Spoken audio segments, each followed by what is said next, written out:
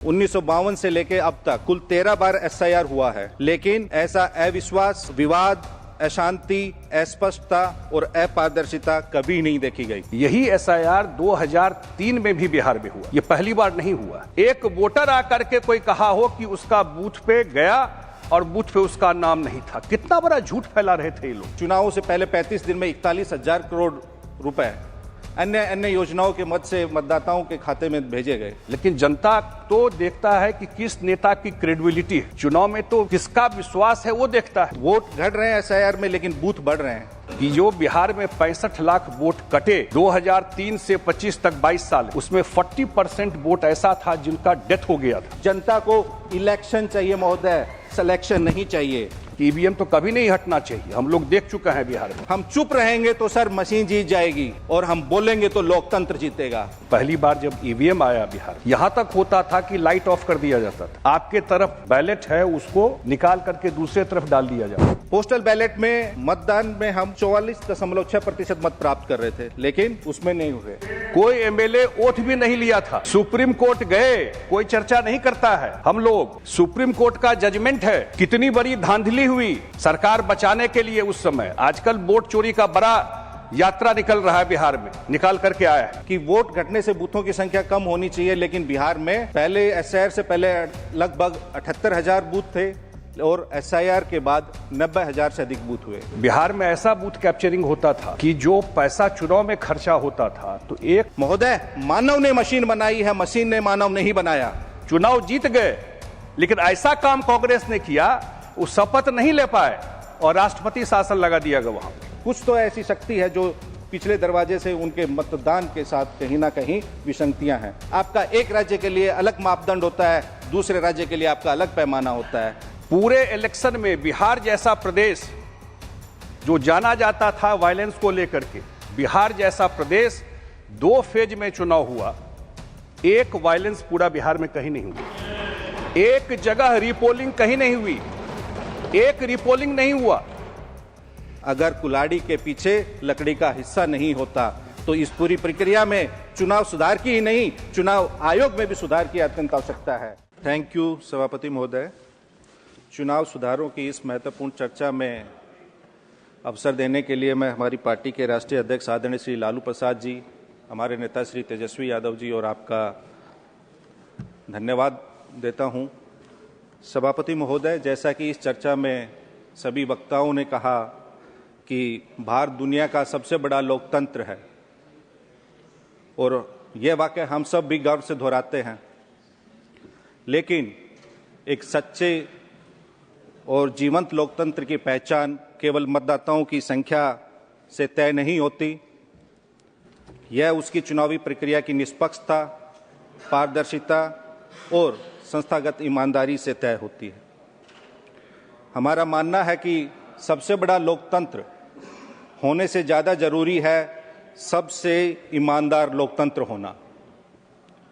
आज भारत की चुनावी व्यवस्था अपनी तमाम मजबूती और गौरवशाली इतिहास के बावजूद कई ऐसी चुनौतियों से जूझ रही है जो लोकतंत्र की आत्मा को भीतर से चोट पहुंचा रही है।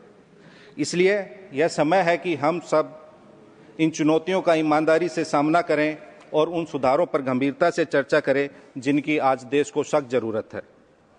महोदय, 1952 से लेकर अब तक कुल 13 बार एसआईआर हुआ है, लेकिन ऐसा अविश्वास, विवाद, अशांति, अस्पष्टता और अपारदर्शिता कभी नहीं देखी गई। आज स्थिति यह है कि सरकार और चुनाव आयोग दोनों जनता की नजरों में संदेह के घेरे में है और यह लोकतंत्र के लिए शुभ संकेत नहीं है। लोकतंत्र लोगों के विश्वास पर चलता है। अगर यह विश्वास टूटने लगे तो संस्थानों की वैधता भी कमजोर होती है। यह मैं क्यों कह रहा हूं कि लोकतंत्र पर लोगों का अविश्वास बढ़ा है, इसके लिए मैं कुछ आंकड़े रखना चाहता हूं। अभी विगत 5 राज्यों में विधानसभा चुनाव हुए, महाराष्ट्र, बिहार, दिल्ली, झारखंड और हरियाणा। महोदय, एक अप्रत्याशित हमें वोट इंक्रीमेंट देखने को मिला है। महाराष्ट्र में लोकसभा चुनाव के 5-6 महीने बाद ही विधानसभा चुनाव हुए। वहां बिना एसआईआर के 48 लाख वोट जोड़े गए और एब्सोल्यूट वोटिंग में 12.2% का इंक्रीमेंट हुआ। बिहार में SIR हुआ, कुल 7 करोड़ 89 लाख वोट थे, उसमें से 65 लाख वोटों का डिलीशन हुआ। उसके बाद SIR की प्रक्रिया में 18 लाख और बाद में 3 लाख वोट और जोड़े गए, तो कुल 7 करोड़ 45 लाख वोटर थे। लेकिन अगर आप देखेंगे कि वोट घटने से बूथों की संख्या कम होनी चाहिए, लेकिन बिहार में पहले SIR से पहले लगभग 78,000 बूथ थे और SIR के बाद 90,000 से अधिक बूथ हुए। तो उस प्रक्रिया से यह समझ में आया कि मतदाताओं के घटाने के अलावा ये बूथों को बढ़ाने की भी एक प्रक्रिया थी।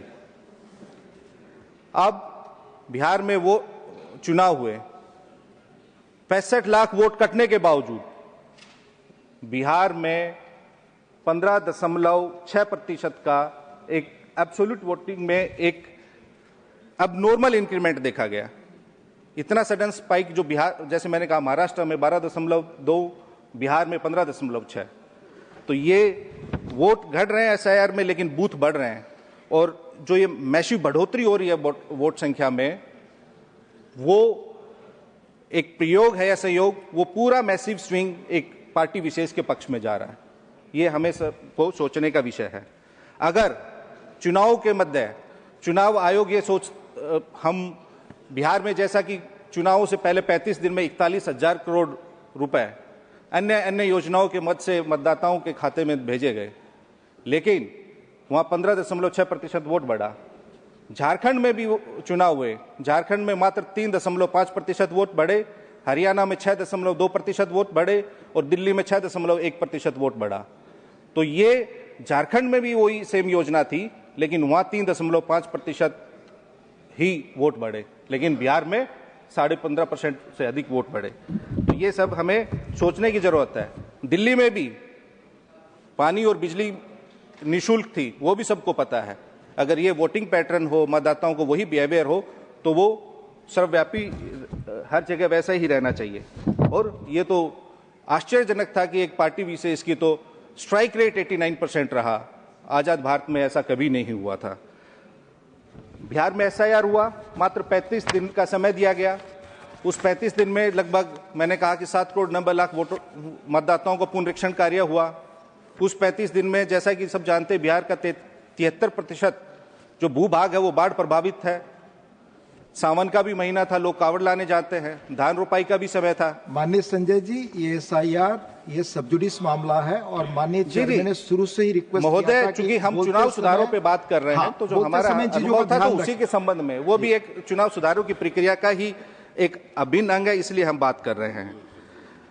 महोदय, बिहार में 1,77,526 वोट पोस्टल बैलेट थे।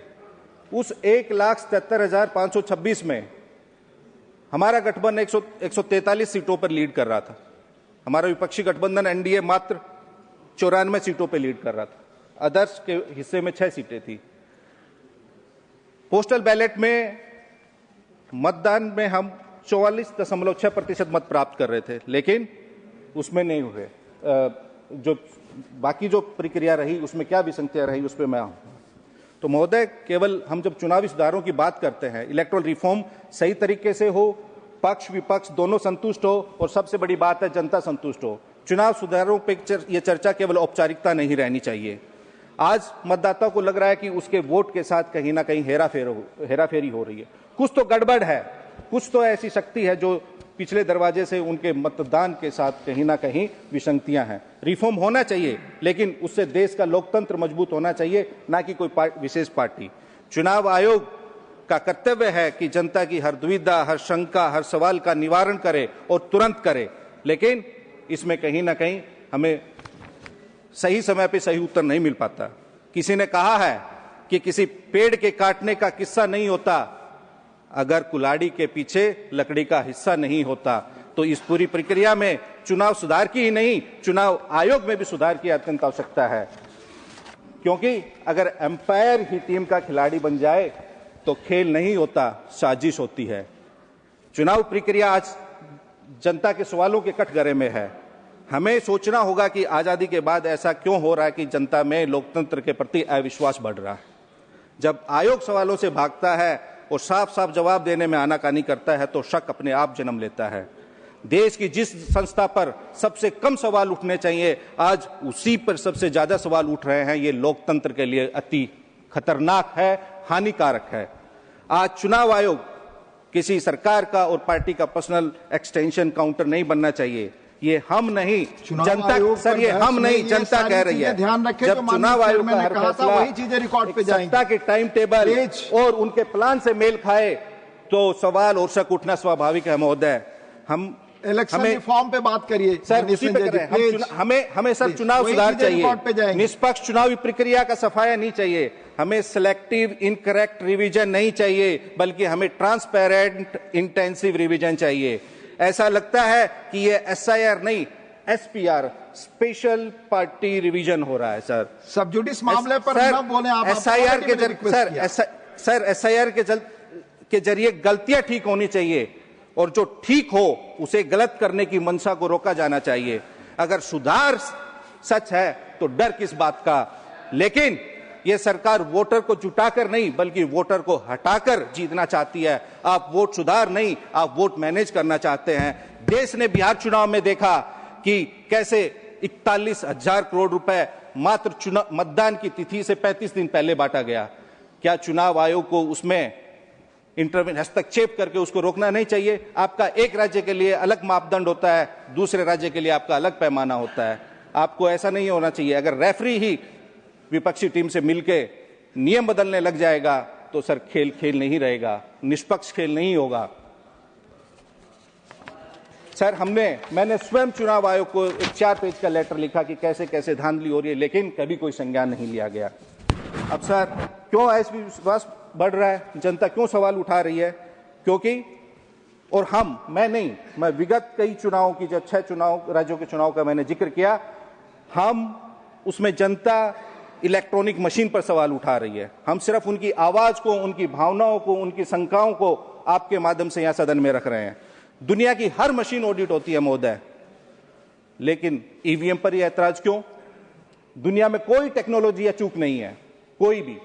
हमने देखा है हमारे देश में ही हमारी मिनिस्ट्री ऑफ डिफेंस की वेबसाइट पे साइबर अटैक होता है, उसे हैक करने की कोशिश होती है और किया भी गया है 2018 में। हमारी मिनिस्ट्री ऑफ होम अफेयर्स की वेबसाइट पे भी साइबर अटैक्स हुए हैं। तो कोई भी तकनीक अचूक नहीं है महोदय। दुनिया की सबसे सुरक्षित माने जाने वाली प्रणालियां भी हैक हुई हैं, तो ईवीएम को अवैध कहना तकनीकी रूप से सही नहीं लगता महोदय। ईवीएम पर सवाल लोकतंत्र को कमजोर नहीं, मजबूत करता है। अगर वोटर कहे कि मुझे ईवीएम पर भरोसा नहीं है तो क्या आप उसे अपराध मानेंगे? अगर वोटर कहेगा कि मेरे पास सब कागजात हैं और आप मेरा वोट डिलीट कर रहे हैं तो उसे क्या आप अपराध मानेंगे? नहीं महोदय। ईवीएम को बचाने से ज्यादा जरूरी है जनता के भरोसे को लोकतंत्र में बचाना, और जनता का भरोसा किसी मशीन में नहीं, निष्पक्ष प्रक्रिया और प्रणाली से ही संभव है। जब वोट कागज पे दिखता है तो गिनती में कागज क्यों नहीं? हम 5% मिलान भरोसा नहीं देता, 100% मिलान ही भरोसा देगा। लोग कह रहे हैं कि ईवीएम पारदर्शिता नहीं दे रही, और लोकतंत्र पारदर्शिता के बिना जिंदा नहीं रह सकता। अगर हम चुप रहेंगे तो सर मशीन जीत जाएगी, और हम बोलेंगे तो लोकतंत्र जीतेगा। अगर कहीं कोई शक है तो हम सबको बिल्कुल बोलना चाहिए, निडर होकर बोलना चाहिए। जब वोट की प्रक्रिया ही संदेहों से घिरी हो तो लोकतंत्र की आवाज साफ कैसे सुनाई देगी? महोदय, मशीन जीत जाए और हमारा मतदाता यानी मानव हार जाए तो ये लोकतंत्र और मानवता दोनों के लिए खतरनाक है। महोदय, मानव ने मशीन बनाई है, मशीन ने मानव नहीं बनाया। मतदाता मशीन से बड़ा होता है, और बिना मतदाता लोकतंत्र भी नहीं रहेगा। जनता को इलेक्शन चाहिए महोदय, सिलेक्शन नहीं चाहिए। महोदय, कई कामयाब और लोकतांत्रिक विचारधारा का सम्मान करने वाले विकसित देश पारदर्शिता के नाम पर इलेक्ट्रॉनिक वोटिंग को अस्वीकार किया है, और चुनाव सुधारों के लिए महोदय निष्पक्षता दिखानी पड़ती है, सिर्फ कहना ही काफी नहीं होता। रेफरी अगर नियम पूछने पर नाराज हो जाए तो मैच के नतीजों पर सवाल उठाना लाजमी है। दुनिया के अधिकांश लोकतंत्र अब बैलेट पेपर का ही प्रयोग करते हैं, क्योंकि वह सत्यापन योग्य है और भरोसेमंद होता है और जनता को दिखता भी है। महोदय, बस मैं अपनी बात खत्म कर रहा हूं।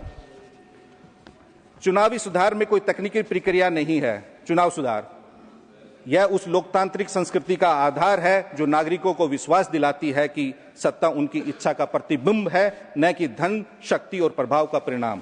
भारत को चुनावी सुधारों की एक नई पीढ़ी की जरूरत है, ऐसे सुधार जो चुनाव आयोग को और मजबूत करे, राजनीतिक दलों को जवाबदेह बनाए, धन बल की अंधेरी सुरंगों को रोशन करे और मतदाता के विश्वास को पुनः केंद्र में स्थापित करे। लोकतंत्र की सबसे बड़ी शक्ति उसका विश्वास है और चुनाव सुधार वही रास्ता है जो इस विश्वास को भविष्य की पीढ़ियों के लिए सुरक्षित रख सकता है। आपका बहुत बहुत धन्यवाद महोदय। माननीय उपसभापति महोदय, मैं आपको धन्यवाद देता हूं कि इतना महत्वपूर्ण विषय पे मुझे अपनी पार्टी की तरफ से बात रखने के लिए आपने मौका दिया है।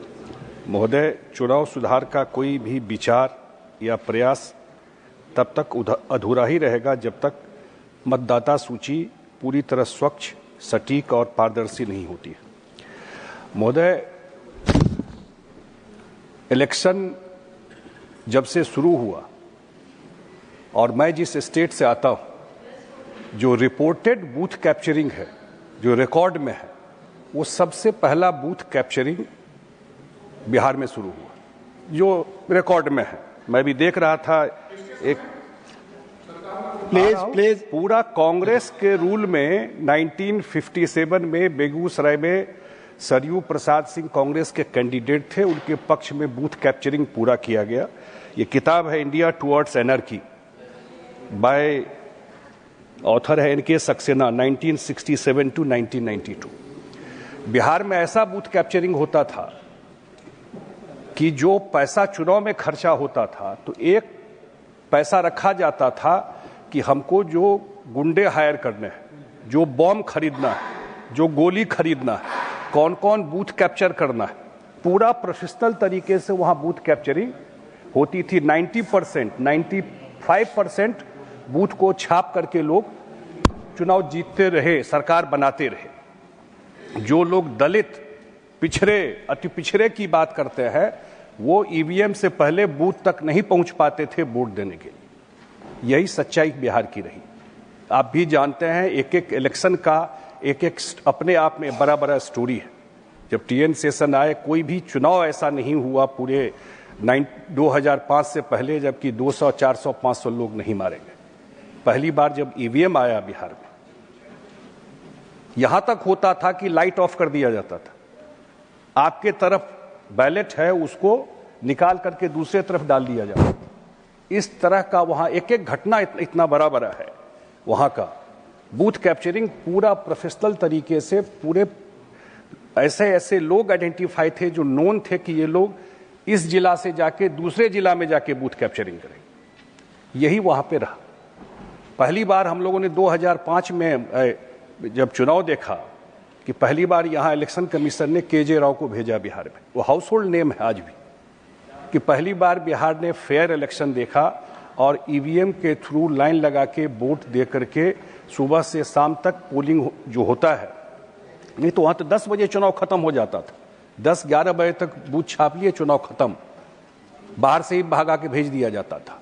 और पहली बार लोगों ने देखा वहां पर कि ईवीएम से जब चुनाव होना शुरू हुआ और लोग लाइन लगा करके वोट देना 2005 में बिहार में शुरू किया।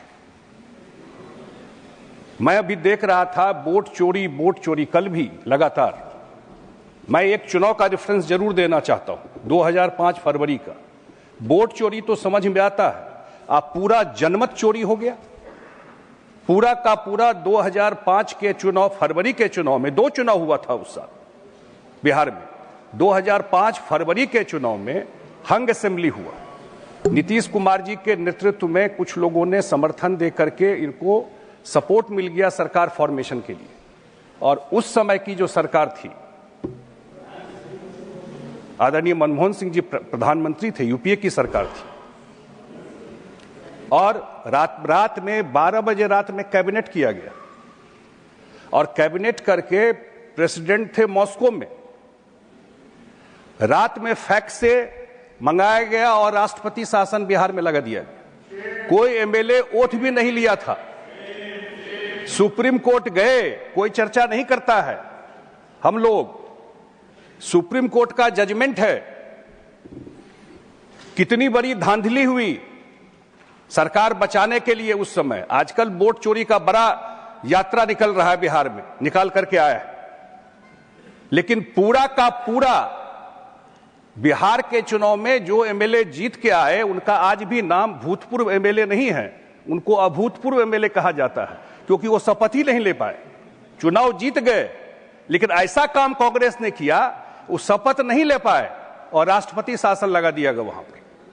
और सुप्रीम कोर्ट का पूरा जजमेंट है, खुद कलाम साहब ने अपने ऑटोबायोग्राफी में लिखा है कि वो इस्तीफा देने का, जजमेंट के बाद वो इस्तीफा देने का मन बना लिए थे एक तरीके से। ये तो करतूत रहा है। अब मैं आता हूं एसआईआर पे चर्चा इसलिए मैं करना चाहता हूं कि एसआईआर सिर्फ बिहार में हुआ है माननीय उपसभापति महोदय, अभी और जगह प्रक्रिया चालू है। यही एसआईआर 2003 में भी बिहार में हुआ था, ये पहली बार नहीं हुआ। यही एसआईआर बिहार में 2003 में भी, जब इतना टेक्नोलॉजी नहीं था, 30 दिन के अंदर एसआईआर का काम पूरा किया गया बिहार में। और इसी एसआईआर में अभी जब ये काम हुआ, अभी जो काम, I will allow you, please sit, take your seat. माननीय Sanjay ji point of order पे हैं वो, प्लीज। हाँ बताएं। रोल 40 240.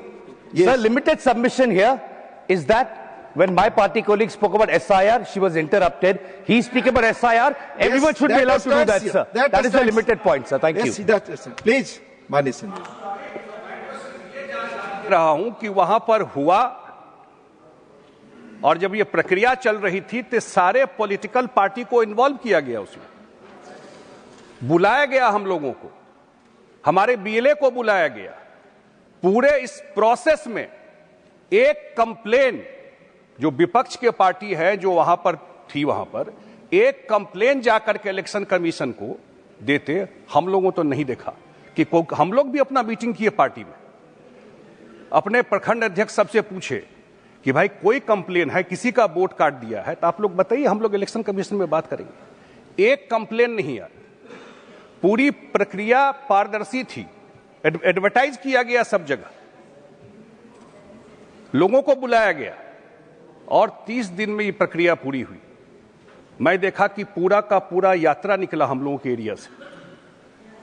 जो प्रतिपक्ष के कांग्रेस के नेता है, जिस जिस जिला में गए, कांग्रेस वहां साफ हो गई इस चुनाव में। एक भी सीट नहीं आया जिस जिला में यात्रा करके आया है। और उसके बाद महोदय 2025 का इलेक्शन हुआ बिहार का। पूरे इलेक्शन में बिहार जैसा प्रदेश जो जाना जाता था वायलेंस को लेकर के, बिहार जैसा प्रदेश 2 फेज में चुनाव हुआ, एक वायलेंस पूरा बिहार में कहीं नहीं हुई। एक जगह रीपोलिंग कहीं नहीं हुई, एक रीपोलिंग नहीं हुआ, क्योंकि चुनाव बिहार में हो रहा था तो पूरा देश का मीडिया वहां घूम रहा था।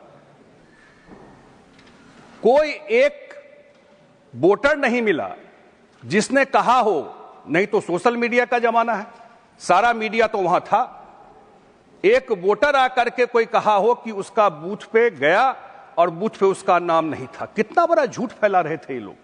पिछला हाउस आपने पूरा का पूरा बंद कर दिया जो बिहार में एसआईआर हो रहा था। इसी हाउस में, मैं एक जरूर रेफरेंस दूंगा, मैं 2 मिनट एक्स्ट्रा लूंगा।